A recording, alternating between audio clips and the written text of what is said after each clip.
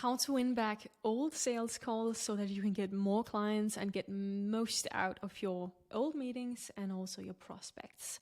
So let's get into the video. Hey, my name is Liv and I'm right now 21 years old.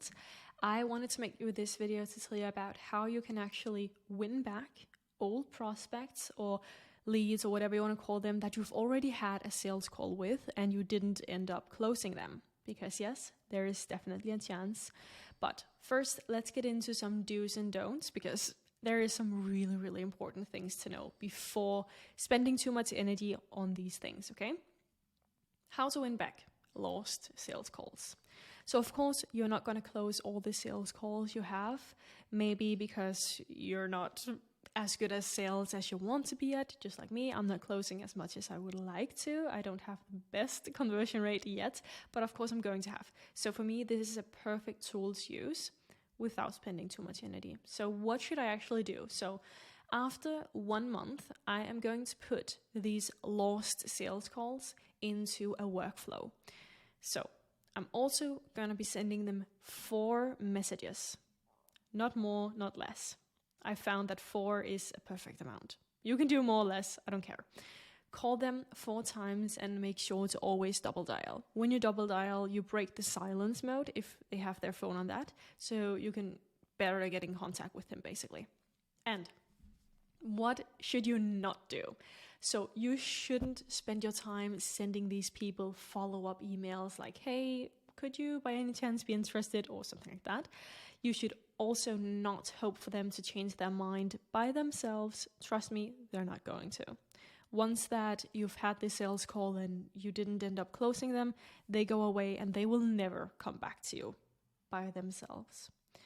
You also should not spend too much energy on them, and you should not send them any follow-up information. This is something I am practicing myself too. I unfortunately have had a lot of calls where I allowed them to jump on a second meeting or follow-up call. And yes, of course, most of the times they either don't show up or text me before the next call that they're not interested or they can't afford it or blah, blah, blah. So these follow-up calls are not worth it. Never schedule a follow-up call. Just make it a principle that you simply have to close them on the call. You have to get either a yes or a no. So don't be sending them any follow-up information if they ask for that. You need to handle these things on the call. A little tip. And this is as much to me as it is to you, because I need to get better at this too. But now we've covered some do's and some don'ts. So how do we actually win back these people?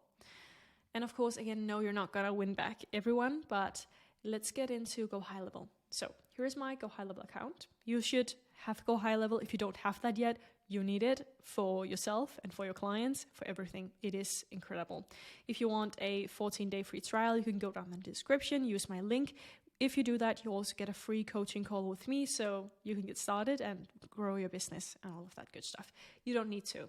Let's get into this. So I just have 2 workflows, because I have one for the UK and from the US, because I need to send to the UK from a UK phone number and to the US from a US phone number. So that's the only reason I have 2 different workflows. So if we just jump into the one from the UK, because both are totally the same. So the first thing I'm going to do is I assign to a user. And the only thing and the only reason why I do this is that when I assign this to this user, it will be sent from a UK phone number. So I don't want to be sending people from the UK a text message from a US phone number. So that's pretty much the only reason why. Then what I do, then they get sent a text message. So this is what I sent them. I say, hi, contact first name. I hope you're doing well. Wow, it's already been quite some time since we last spoke. How are things going in your clinic? Kind regards, Liv. So as you can see, maybe they don't even remember who I am. That's okay. But this seems very personal. This does not seem like a workflow, like an automated message, right? It actually seems like I've sat down to write this myself, which is good. This is what we want. Then I wait 1 day, and then I send them another follow-up message. I say, hey again, John, did you see my message? Liv, virgoconsulting.com. And this is simply just so that they can actually go ahead, they can check out my website. And if they do that, they hopefully remember who I am. Because, of course, maybe it's been 1, 2, 3, 4, 5 months since I spoke to these people.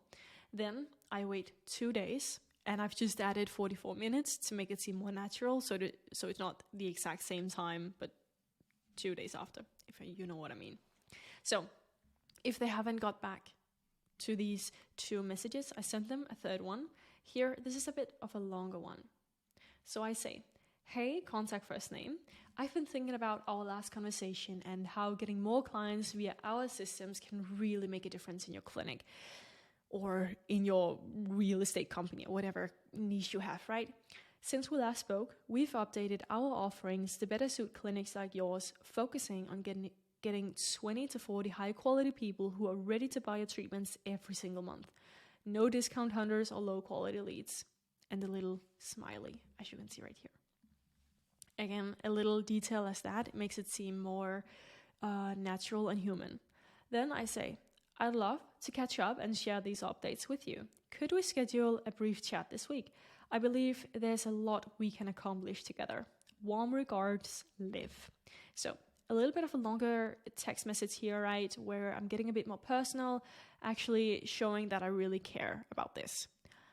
Then, if they don't get back to that, I wait 2 days and 32 minutes, again, to make it seem more natural, right?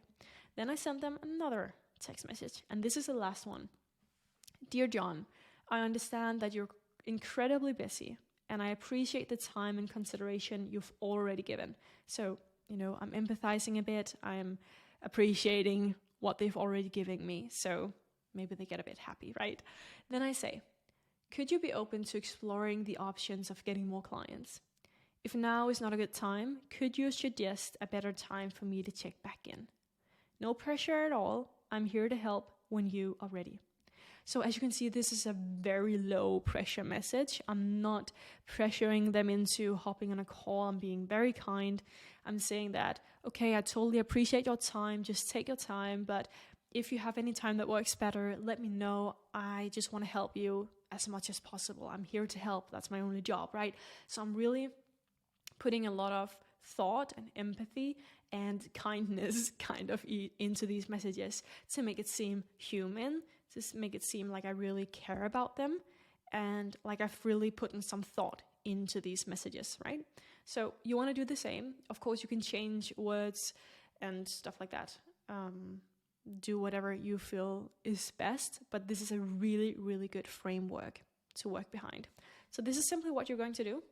You're going to send them these 4 messages with some waiting time in between the messages, right? And of course, make sure to go up to the settings right here and then make it stop on response, because if they respond to one of these messages, we of course don't want to send them any more automated messages.